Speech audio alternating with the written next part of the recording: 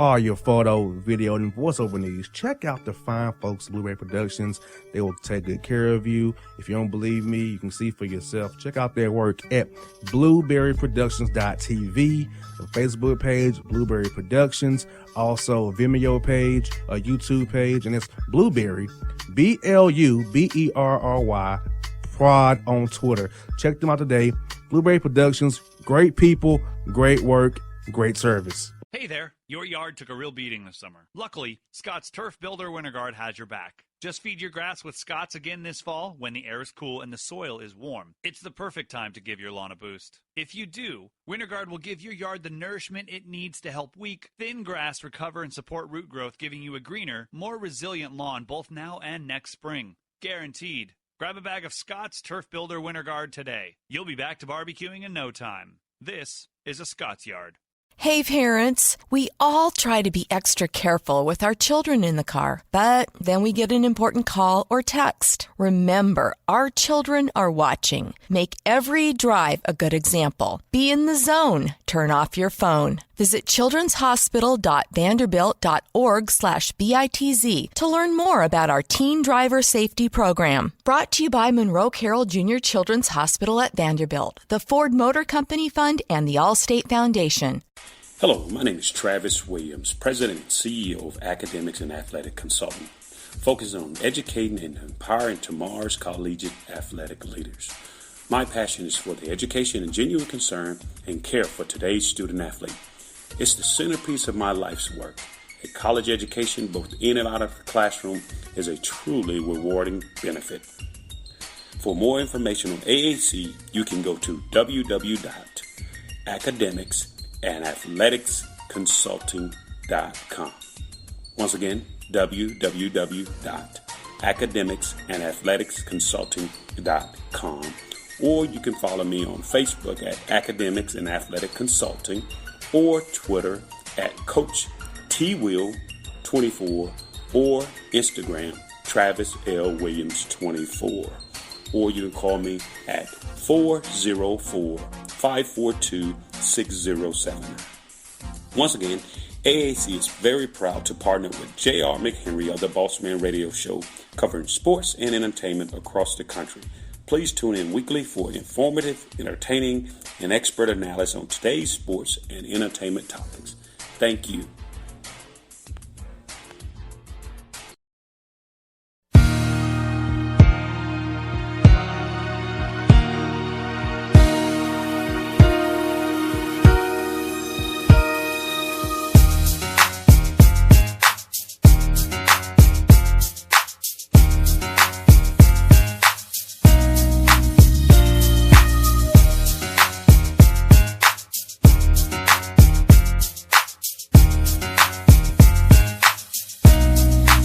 All right, folks, back in the jail, the Bossman show here with Coach of Kennesaw State Owls up the road from us, Coach Amir Abdur-Rahim. Coach, good to see you again, man. How things going to you in the program? Bossman, good to see you too, man. Things are good, man. We just taking it one day at a time, man, trying to stay safe, trying to stay healthy, and get back to some sense of normalcy, man.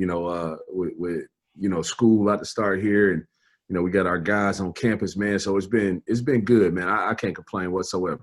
I hear that, Coach. Now, everything went down on my birthday, March 11th, man, with the Hawks and Knicks game, and I got the word, man, season over with. So my birthday was the tipping point for, like, this is all going to win South. This is my birthday, man. So how has it been for your guys having to go home in the spring and keep those grades up?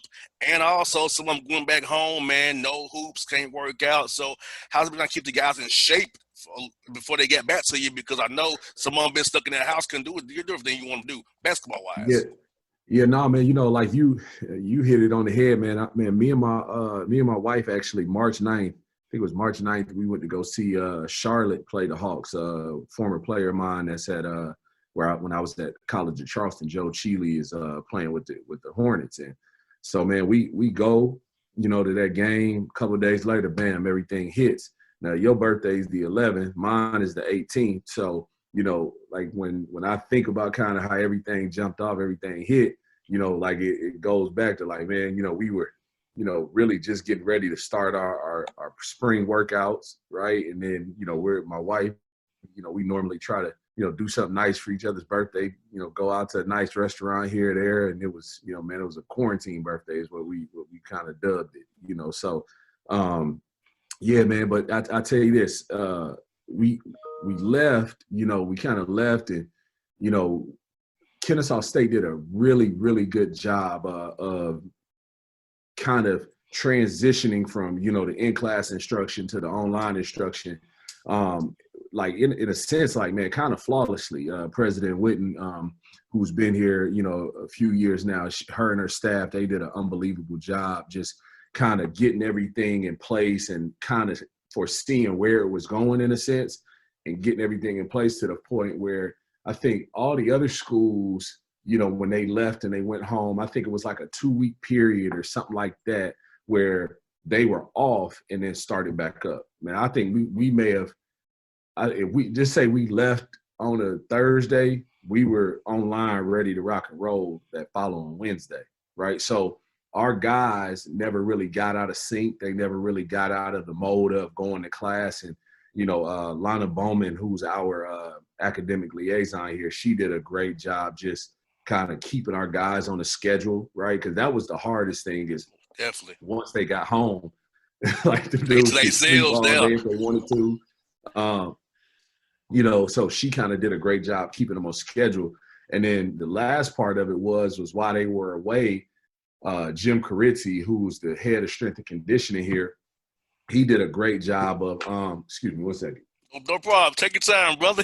It's no problem. Man, he did a great job of they invested in this this app called Team Builder. And basically what he could do was for guys who had like weights or whatever kind of equipment in their house, man, like he could put a workout together for them. If they just had body weight, he could put a workout together for that. And I mean, it turned out, man, awesome, because our guys, they were still able to train a little bit. So, really all the way through June, up until when they got back here after July 4th, they weren't in basketball shape. They weren't in great shape, but at least they had some sense of conditioning because they had been doing that. And he did a great job with it. So that's why I'd say, man, I've been screaming this for a year now. Is people don't realize how great the situation up here is and how much better it can be.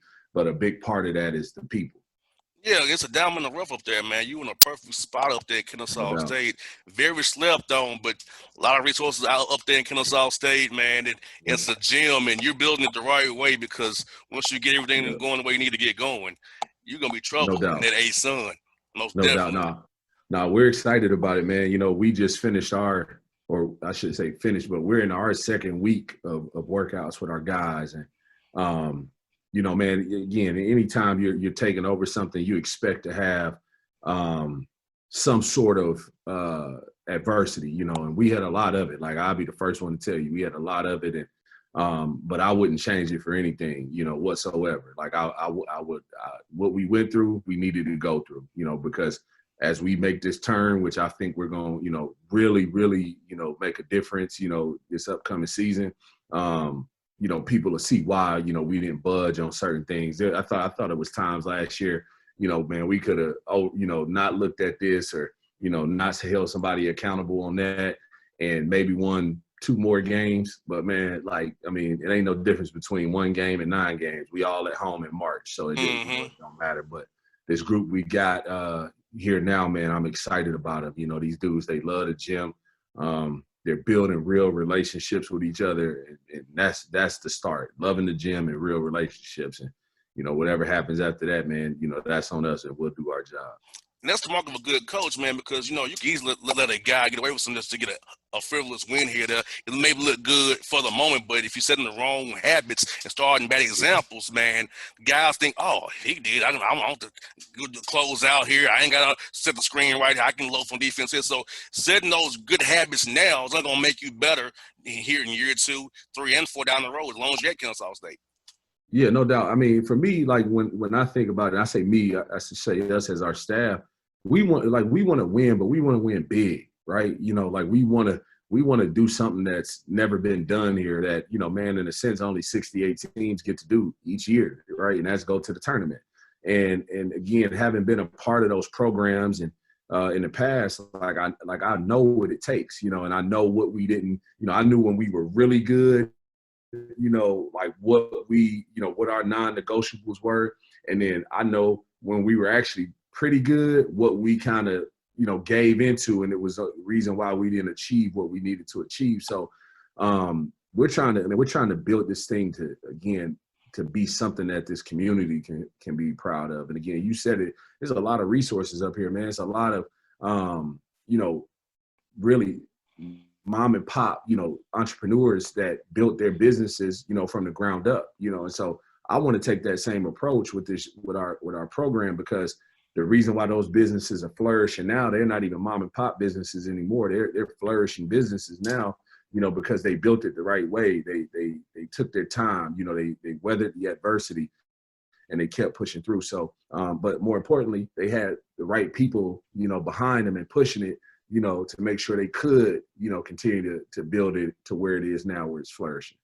Most definitely, Coach. And I love the conference you have. And I have one guys on your conference on my show, Matt Driscoll, Coach Pujols down, Coach Acuff now, Lipscomb, man. All those guys talk about how you did a great job last year because they knew what you was facing and said the record don't show the job you really did. And I say you guys are right, because it's tough coming a new program, start from scratch, having to really build something. But just to know that your peers in the conference saw the hard work you was putting in, even though it wasn't wins for you, but they saw it.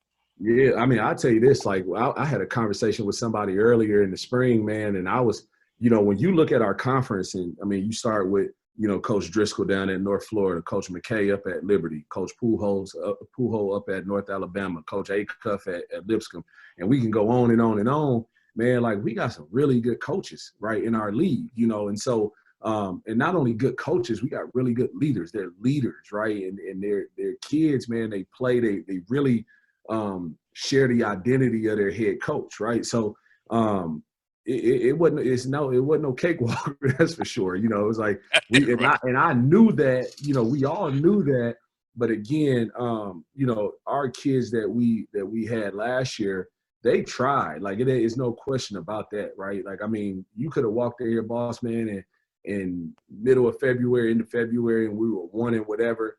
And if you would have watched our practice, you would have been like, man, and these dudes get after it, you know. And so to their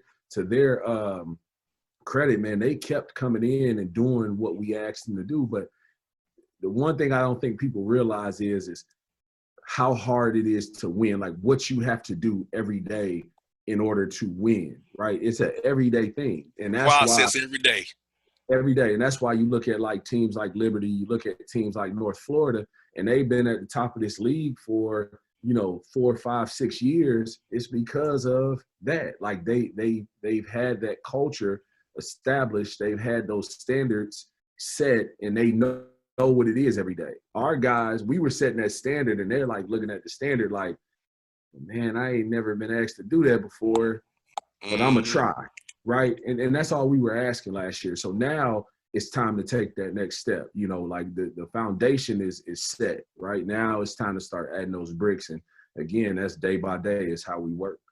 Now, for as non-conference scheduling, Coach, I know it's hard been tough this year with the pandemic and teams trying to run the okie doke, splitting it. If there's no fans, this number. If it's fans, this number. That's raising money. I know it's been hard for you, but how's that been going, trying to schedule these games, man, knowing the uncertainty of the pandemic right now? Man, yeah, no. I'll tell you this again. You're gonna hear me say this probably over and over throughout this interview.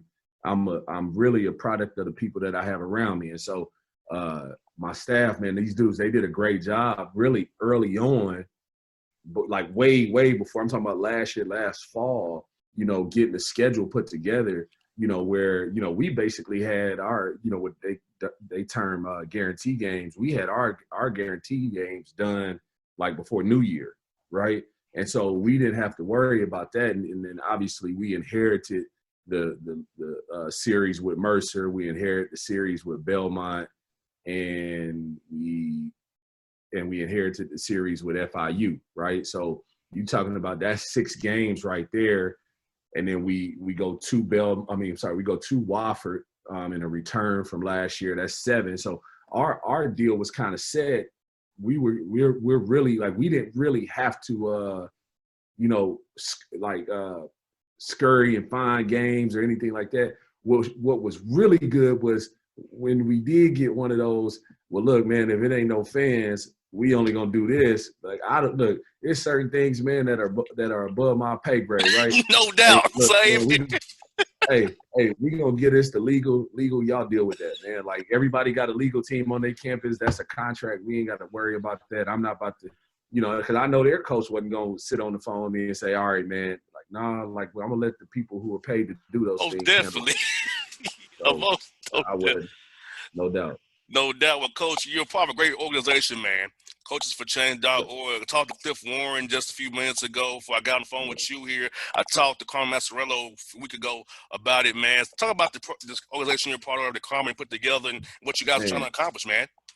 Man, I tell you this, Carmen did an unbelievable job. I think it kind of started, man, we were on a town hall meeting this, 2.5 months ago, right after George Floyd, the incident with George Floyd where he was murdered, right? Maybe about a day later, I got an email or a text from Carm like, hey, man, I'm thinking about doing this. Would love for you to be a part. I say, man, say no more. Let me know what you want to do. And so it really started out, Bossman, is like, man, let's get on here. Let's talk about what we're doing with our respective teams to, kind of help them through this time. And it kind of morphed into this Coaches for Change. And so now, it went from, it started out with like 42. It's like up to 110 coaches now or something like that. And, it's built on our four E's, basically. It's engage, educate, empower, and evolve. And when we talk about those four E's, and we're starting at in a place where we can control. We're not trying to go take over the world, right? Like right away. We're starting right at home with our own teams, right? And so the first thing that we all wanted to do was we wanted to get all of our players registered to vote. The thing that's crazy about it is maybe a week before that, I actually had Trey Murrow, who's my director of player development, start working with our guys to get them registered to vote. Not only that, but we wanted to get them educated on the candidates as well, not just going in there to click Republican or Democrat, right? To actually understand who's running on what and how they're going about it. So now what we've done is we've kind of incorporated the Coaches for Change piece into it. And so each one of my kids, I'm almost sure that they follow us on social media. I'm almost sure they've visited the website. And when you go to the website, man, like, again, a lot of times of engaging or where people don't engage is because they either don't have an awareness or they don't want to have an awareness, right? Right. So either don't have an awareness or they don't want to have an awareness, right? And so we're in this time now where we're trying to get everybody, again, engaged, but aware, right? I just share this with you real quick. On our team, we have 15 guys, okay? 14 of them are Black. We have one white kid on our team. And so when all of this first hit, we jumped on a Zoom call, and the first thing I wanted them to understand was that this was not a Black versus white issue, okay? That, like, it's not that. This is a oppression issue, right? And oppression comes in many forms. Oppression comes in many shapes. Oppression comes in many colors. Let's just keep it 100, right? So we wanted them to understand that. And so what I talked about on that Zoom call was our 14 Black kids understanding the responsibility they have is covered, is protected, is looked after, right? Is not looked down upon or treated differently, because for the first time in his life, he's a minority, right? Most definitely. Okay. And then what I said to the one white kid was like, understand the responsibility you have now in understanding what these guys are going through, just like they're going to understand what you're going through. They're going to educate you, you educate them. And that's where, again, when so now we've engaged, we engaged that group for them to be aware of each other. Now it's time to educate them, right, on why it's important to vote, why their vote counts. Like most of them, like most kids, I can remember when I was 18, 19 years old. I'm like, man, my vote ain't gonna count for nothing. Like that was the ignorance behind it because I hadn't been educated on it. Right. So now we're educating them on why it's important to vote, right? Why it's important that your voice is heard. That's why we had Trey get the information on each candidate, right? To help them understand what those candidates are running on and how it affects them, right? That way, now when you go in there, you're not just voting for the person that, like, you know, that's against the president, right? And I don't use his name very much, but you don't. Same here, right? You know, and that's just me, right? But you're not voting just to say, man, I'm voting for whoever's against. Like, no, like understand what you're voting on and what these candidates are running on and why it's important, you know. And then again, the other part of the education is helping them understand their history, boss man, right? Like not the history we learned in school, like the real history of, yes, right? So now you can understand why your vote counts. Like, do you not realize that, you know, Black people in America were looked at as 3/5 of a human, yes. Right? You not understand that until, I want to say it was, you know, I mean, we just lost John Lewis, the great John Lewis, and understood what he and a lot of his counterparts were fighting for was to have that vote, the right to vote, right? And that's not very long ago. What was that? What's this? 1968. Yeah, we talking about 52 years ago. 50 years ago, right? So, like helping them understand that. So now they understand, like, well, dang, like I do have power in my voice. Now, the thing that I love about this generation, boss man, is like, man, they about that action, right? Definitely. They about that action, man. Like they want, like they know their voice means something. And that's really, in a sense, it's like the power of social media. Like you get people bagging and banging on social media all the time, but because of it, these kids understand that they do have a voice, right? And so now they're starting to use it, but it's our job, right, as in a sense now the elder statesmen, to help them understand how to use that voice. Most You know definitely. what I mean? Most definitely. Because, you know, even with me, you know, I'm 33 years old. They look at me like, you know, using your show for politics. You right, I am, because it's a moment in time that I have a platform. 1.1 million listeners in Atlanta from Chattanooga to Macon. I have a voice. I have to use my voice for good. I'm about right versus wrong. This is about for the people. And, you know, think about this, Coach. I'm 33. My parents are 79, 69 years old. They didn't have full rights. I was born with full rights on paper, right? Now, of course, on paper. In reality, not really. But on paper, yes. Right. So, like, understanding that my mother and father lived with, so they couldn't go part of town because it was a white part of town. But I can go anywhere I want to, theoretically. But still, we know in reality not so much. So, knowing what I know from my own parents' history, I have to preach the word and preach the power for the people so they can hear it and understand what we've been talking about for all these years. No doubt. Because again, you know, and that's why I say it's like this, the Coaches for Change thing has been so good because again, Carm is a genius, you know, with those 4 E's, right? Because again, we talked about the engagement. We talked about the educating them on why it's important to vote, then empowering them, right, with the different tools to use, right?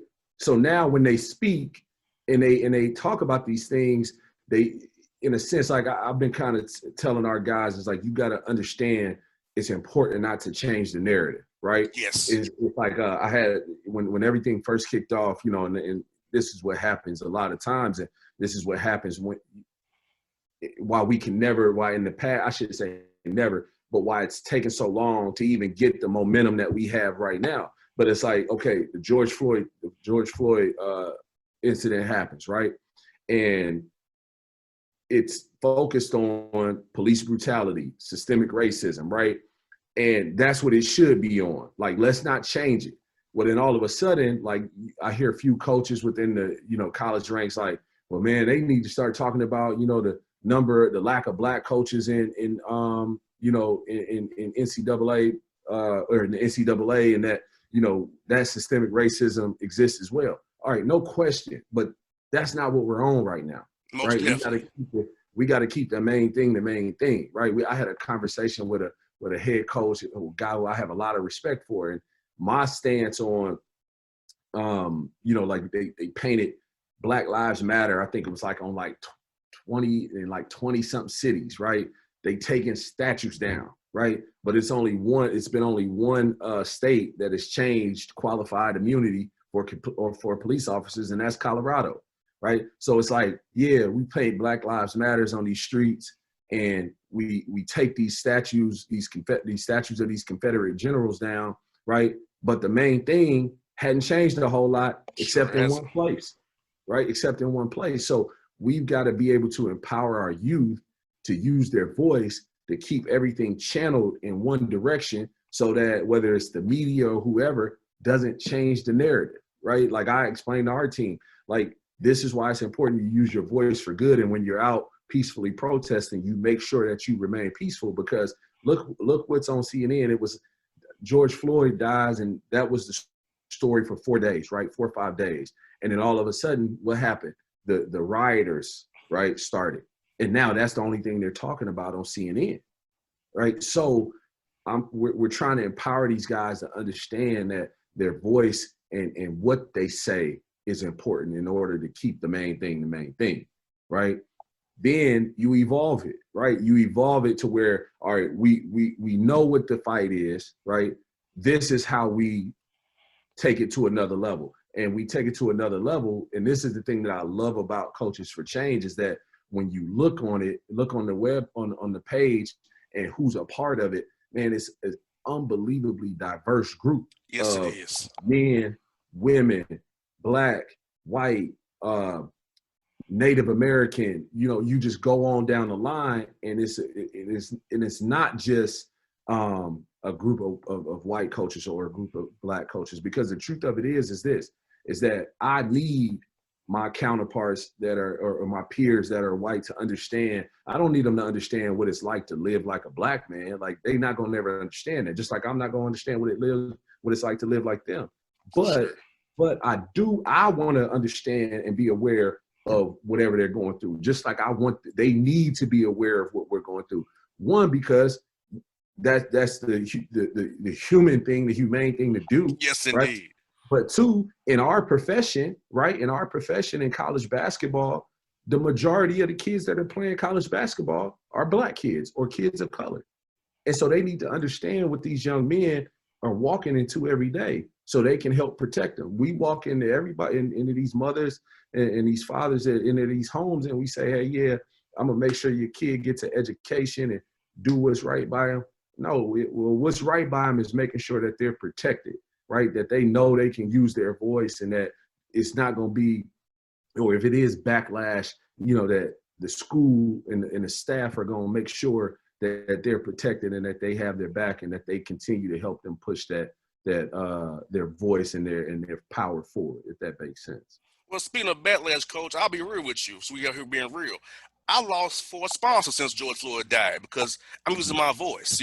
People's emails saying, JR, you've made it. You cover the Hawks, you cover this, and you've made it. No, I haven't made it, because once I take out my credential, I'm a Black man in America, right? Same with you. You're a coach of Kennesaw State, where you have on your shirt, right? We take off and leave the campus. You're a Amir Black man. So I haven't made it. I have a great job, but I haven't made it. And I'm going to speak truth to power. I don't care if you take away my sponsors. I'll get more of them. I have a guaranteed contract to 2022. I'm not worried about money or losing a job. This is about right and wrong. Screw the back, because the backlash only shows me who they really are. You know what I'm saying? We lose sponsors, not get threats because speaking truth to power. Man, I ain't worried about that. I'm worried about helping my people and being on the right side of history. No doubt. Somebody said something to me, man. This was early on, and I've been I've been very outspoken about the things that need to change, on social media, and I get coaches that call and say, hey, man, thank you, man, like because in a sense, they don't feel like some of them are assistant coaches, some of them are head coaches, right? But they don't feel like they can say anything, because in their minds, they're worried about, well, if I say something, the next job, like I'm not going to get the next job, or I'm going to be looked at as militant. Man, my brother said something to me, man, last year that really motivated me to even take this job, right? Is he said, look here, man, like what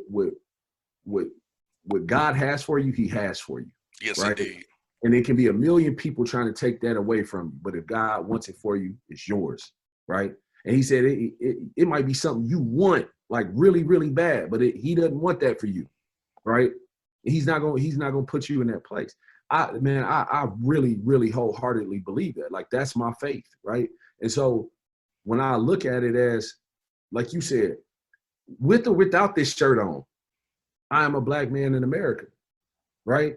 And I'm not gonna, like, that's the one thing I'm not gonna ever lose sight of that.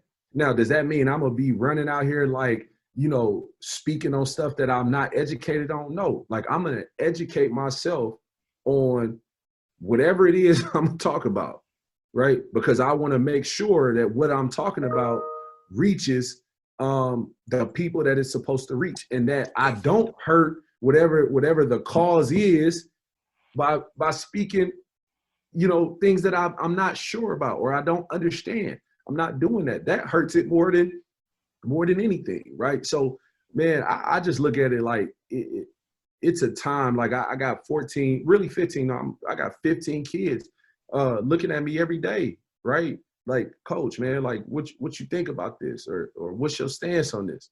Or they're just looking to see how I'm gonna carry myself, right? Look, like I said to them, man, if any of y'all, like our local kids, man, if any of y'all are going downtown to peacefully protest, let me know. I'm coming with you, okay? One, because I want to be there with you. But two, right? Like, I'm making sure my guys are good, right? And that they don't get caught up in anything else. You know, if you need to talk about anything, man, call me. We have people here on our campus. Our diversity and inclusion office has done a great job as well, just being there to listen to not only our student athletes, but our just regular students. I mean, it was unbelievable. Like, they had a Zoom link set up, man, and I got on, listened, and I mean, it was just great for people to be able to talk, because they didn't know what to understand, you know, or what to think. Not just black kids, like white kids are like, how can I have this conversation with my friends or with my teammates? Like, that's the beautiful part of it. I mean, Yes, I'm just telling you. Yes, indeed, Coach. It's been a heck of a change in our country, and I hope this third reconstruction is really what we need, because, like, you know, we're already in the hub of Atlanta here, civil rights hub, man.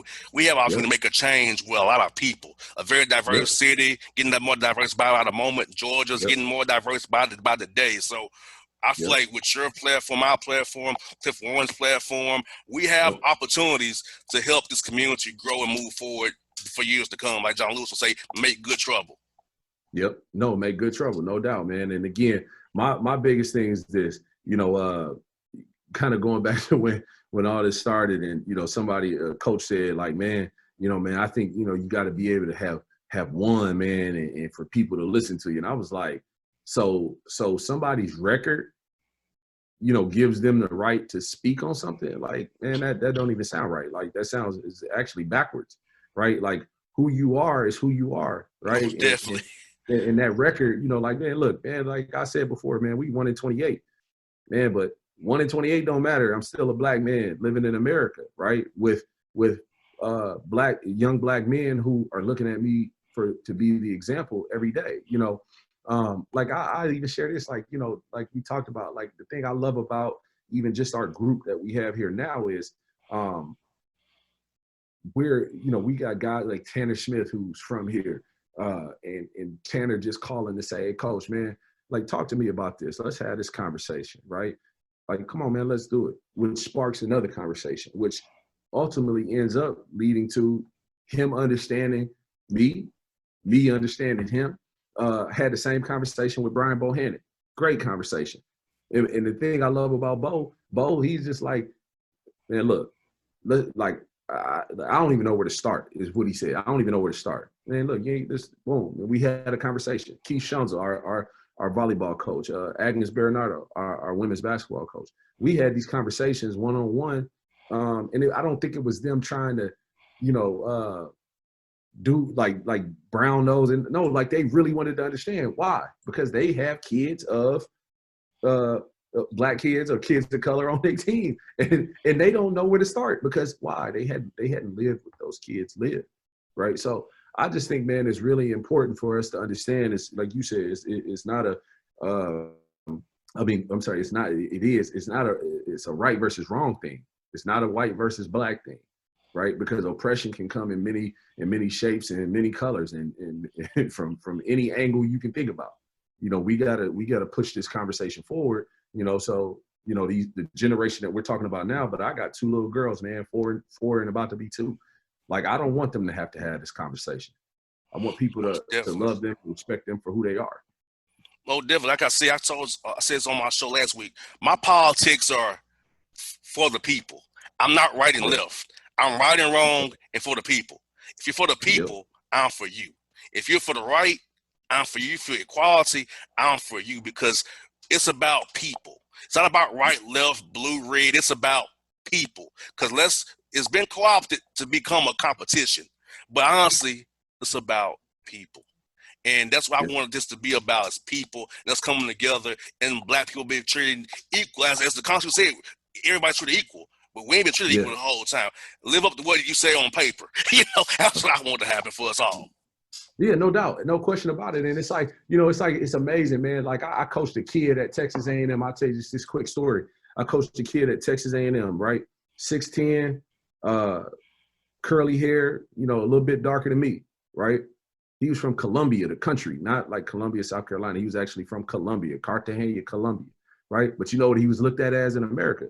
Black man, right? So just helping him understand, teaching him, you know, just little things like, hey, man, you know, look, you get pulled over, all right, by the cops, okay? Like, man, this is what you need to do. You know, hey, when you get in your car, man, put your wallet in your, like, on top of your center console, have your registration and your insurance, man, above your visor, put it somewhere where you don't got to open something up. Don't give nobody no opportunity to have to guess what you're doing, right? Like, the fact that we have to do that, right, to keep them alive and to help them understand, hey, this is the protocol. Hey, man, hey, it's nighttime, man, roll all them windows down, man, so they can see everything they need to see in that car, right?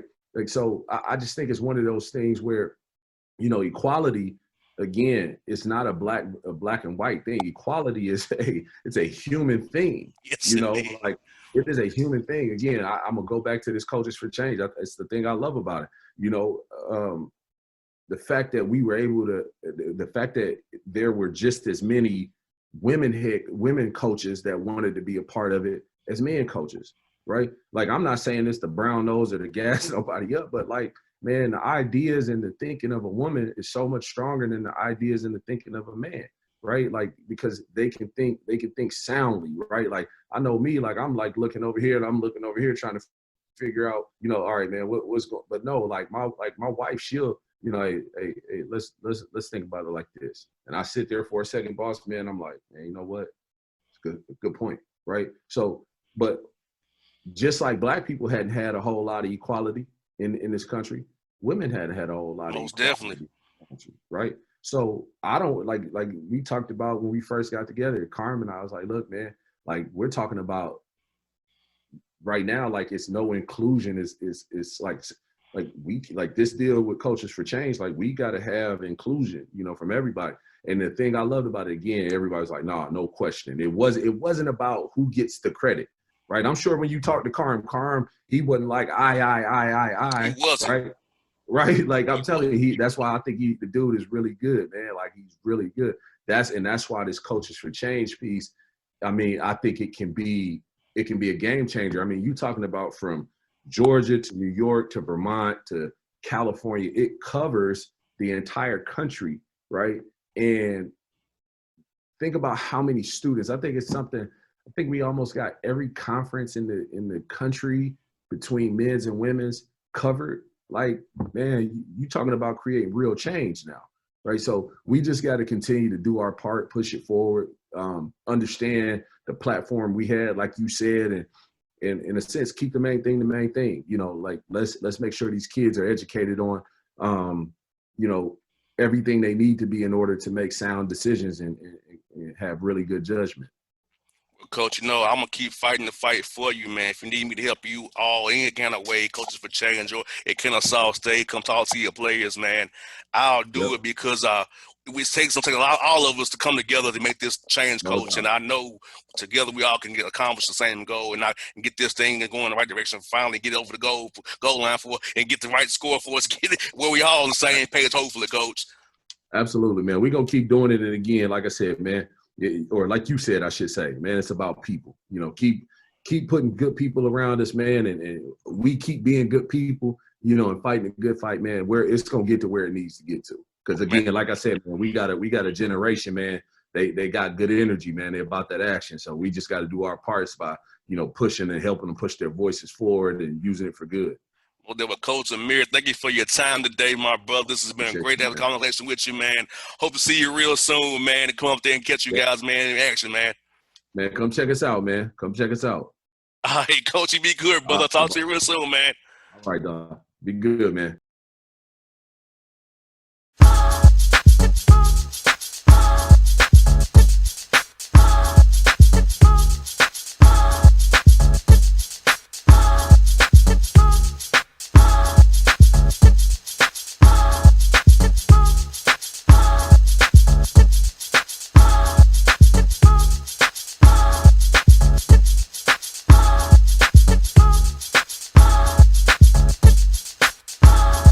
Hip-hop fans, I got a great album for you. The debut album from Family Grind ENT, True Speech and 313 Fresh. We're going to give you 2 discs, 33 songs of pure, genuine hip-hop. Albums available on iTunes, Amazon, Google Play, illstreetrex.com, and streaming live right now on Rhapsody, Beats Music, Spotify, Xbox Music, Slacker Radio, and SoundCloud. Check them out today, True Speech and 313 Fresh, Family Grind ENT. Believe in it, get it. A gorgeous tan from Suntan City gives you an inner glow that relights the fire when you run into your first crush. Vicky, who was that? An old boyfriend. Lucky you just tanned at Suntan City. Lucky he's single. We're doing lunch tomorrow. Won't be single for long then. During Tour of the City, try all 5 tans, including spray tan, for just $4.99. Restrictions may apply. Click to buy now. Suntan City, let yourself shine. When you're a teen, you finally get to make some of your own decisions. Who are you going to hang out with? What do you want to be? Are you going to glance at that text while driving? Remember, a split second is all it takes for something tragic to happen. Be in the zone. Turn off your phone. Visit childrenshospital.vanderbilt.org/BITZ to learn more about our teen driver safety program. Brought to you by Monroe Carroll Jr. Children's Hospital at Vanderbilt, the Ford Motor Company Fund, and the Allstate Foundation. It's maybe the night that my dreams might let me know. All the stars are closer. All the stars are closer. Tell me what you gonna do to me. Confrontation ain't nothing new to me. You could bring a bullet, bring a sword, bring a morgue, but you can't bring the truth to me. Alexa, play Kendrick Lamar and SZA. Okay. Maybe the night that my dreams might let me know. All the stars are closer. With Amazon Music, a voice is all you need. Get tens of millions of songs. Download the Amazon Music app today. Yeah, it's your man JC, the host with the most, baby, and it goes down each and every Saturday night right here in the city of Memphis. That's right, y'all. It goes down at Clicks Sports Bar Memphis, baby. 3705 Malco Way, Memphis, Tennessee, 38125. Come out and join us, the Three Kings, each and every Saturday night for the livest karaoke in the city. Everybody gets in free till 10 p.m. Only $5 after. Great food. We got drink specials. We got all kind of games, man. We got the pool tables popping. Whatever you want, we got you, man. Come on out. Have a good time with us each and every Saturday night. That's Clicks Sports Bar, Memphis.